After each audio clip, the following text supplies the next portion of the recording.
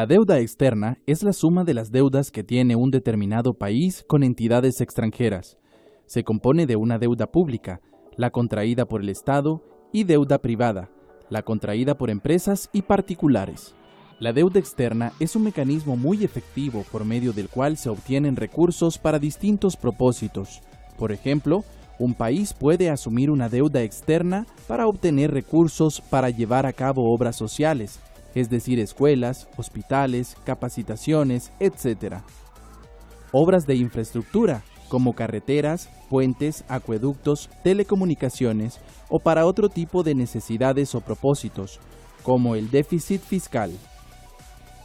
Una empresa, por ejemplo, puede buscar deuda externa para introducir nueva tecnología en su fábrica o para ampliar su capacidad de producción.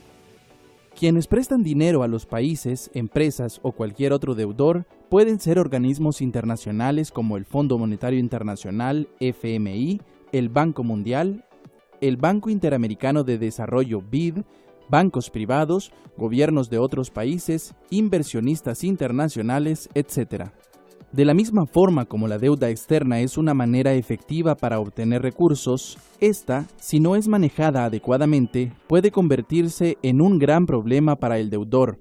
Prueba de ello es que si un país adquiere una gran deuda en moneda extranjera o si la moneda local pierde valor frente a aquella con la que se hizo el préstamo, se devalúa.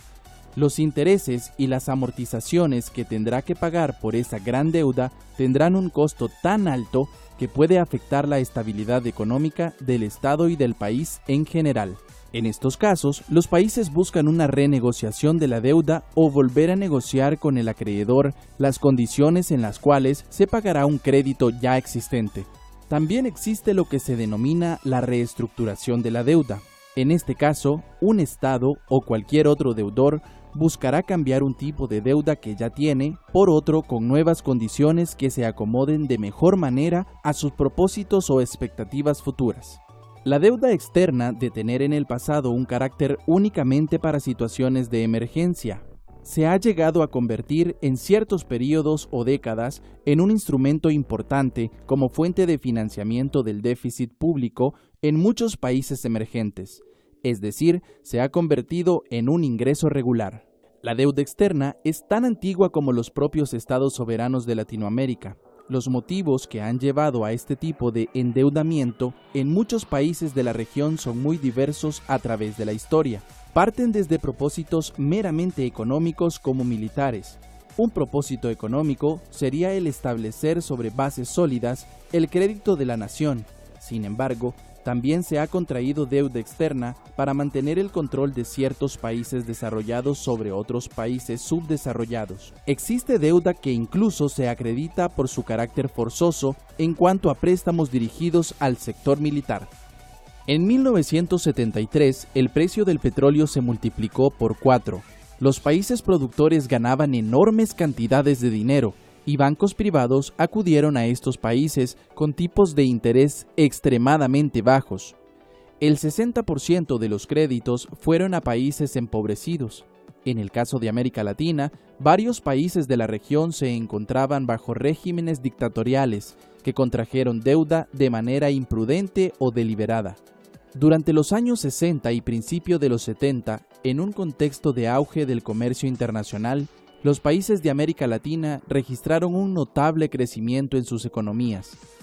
Tal crecimiento obedeció esencialmente a dos factores: un rápido y continuo aumento de las exportaciones de productos manufacturados que derivó en mejoras sustanciales de los términos de intercambio, y el surgimiento de un mercado internacional de dinero y de capitales a los cuales los países de la región tuvieron fácil acceso por la abundante disponibilidad y las tasas de interés relativamente bajas. La tendencia de dicho crecimiento se frenó en la segunda mitad de los años 70, debido, entre otras razones, a la crisis de los precios del petróleo y a la recesión económica mundial, que obligó a varios de los países industrializados a adoptar severas medidas a fin de controlar la inflación, como el control antiinflacionario, mediante políticas monetarias puestas en práctica en los países desarrollados, cuyos resultados habrían de manifestarse en aumentos considerables de las tasas de interés de corto plazo. La combinación de esos acontecimientos dio como resultado una serie de cambios desfavorables para los países en desarrollo.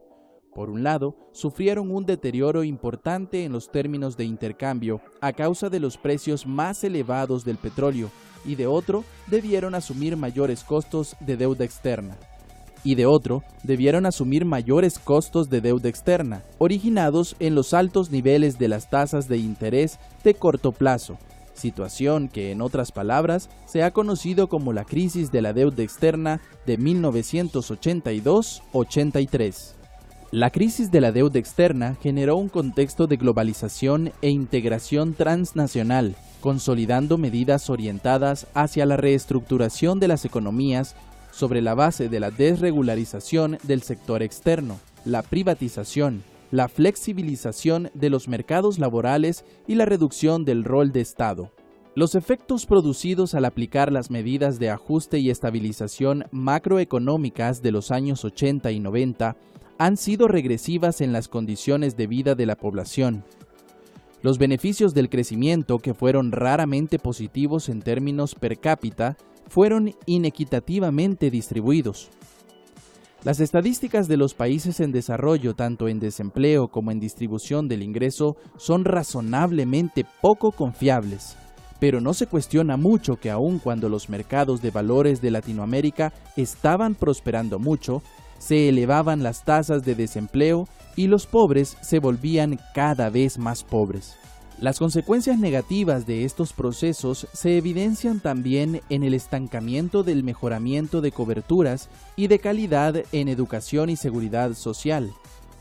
La disciplina de control de gasto público para reducir el déficit fiscal en América Latina significó recortes de consideración en los recursos destinados a la inversión social.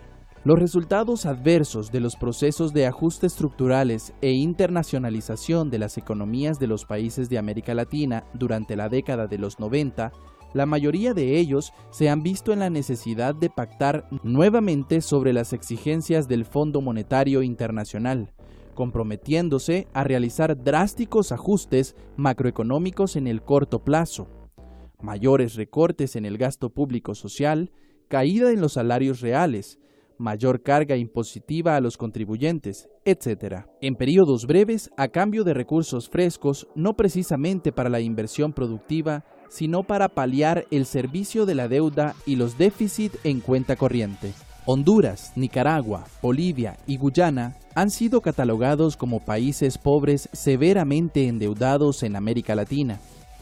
Brasil es uno de los países más endeudados del mundo. El inicio del endeudamiento externo de Honduras se puede situar en el siglo XIX, cuando el gobierno de la nación contrajo deudas con el Reino Unido y Francia para financiar la construcción del denominado Ferrocarril Interoceánico, proyecto que nunca se realizó. A partir de 1955 comienza a recibir créditos internacionales para impulsar la economía. A inicios de 1970, Honduras se siguió endeudando con el propósito de financiar proyectos de sustitución de importaciones.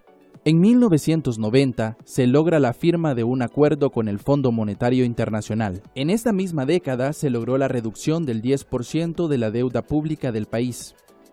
Del 2000 al 2004 se incrementó más el saldo. A partir del 2005 los saldos disminuyeron por las condonaciones recibidas del Club de París. A junio del 2008, la deuda externa incrementó nuevamente. En la actualidad, la deuda externa en Honduras ha alcanzado un nivel alto, del cual el gobierno está invirtiendo en varios sectores claves con el objetivo de fortalecer la economía del país. El pago de la deuda externa no puede ser un freno para el desarrollo humano o una amenaza para el equilibrio ambiental. Conozcamos más sobre la deuda externa en la actualidad y hasta el próximo programa.